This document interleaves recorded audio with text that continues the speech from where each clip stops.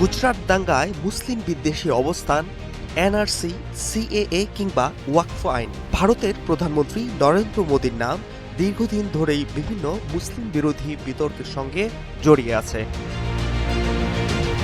এবার সম্পূর্ণ ভিন্ন একটি প্রেক্ষাপটে আলোচনায় এলেন মোদী।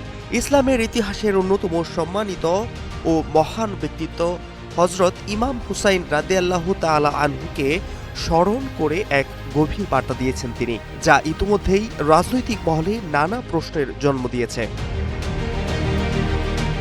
সম্প্রতি সামাজিক যোগাযোগ মাধ্যম এক্স এ দেওয়া এক পোস্টে মোদী লেখেন, হজরত ইমাম হুসাইন রাদিয়াল্লাহু তাআলা আনহু এর আত্মত্যাগ তার অঙ্গীকারকে স্পষ্টভাবে তুলে ধরে।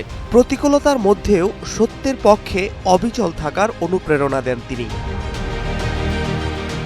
৬১ হিজরির ১০ই মহরম কারবালার প্রান্তরে অন্যায় ও স্বৈরশাসনের বিরুদ্ধে দাঁড়িয়ে তিনি ও তার পরিবার নির্মমভাবে শহীদ হন, কিন্তু শেষ নিঃশ্বাস পর্যন্ত আপোষ না করে সত্য ও ন্যায়ের পথে অবিচল ছিলেন। ইমাম হুসাইন রাদিয়াল্লাহু তাআলা আনহু এর আত্মত্যাগ কেবল ইসলামী ইতিহাস নয়, সমগ্র মানব সভ্যতার জন্য এক অসামান্য নৈতিক আদর্শ।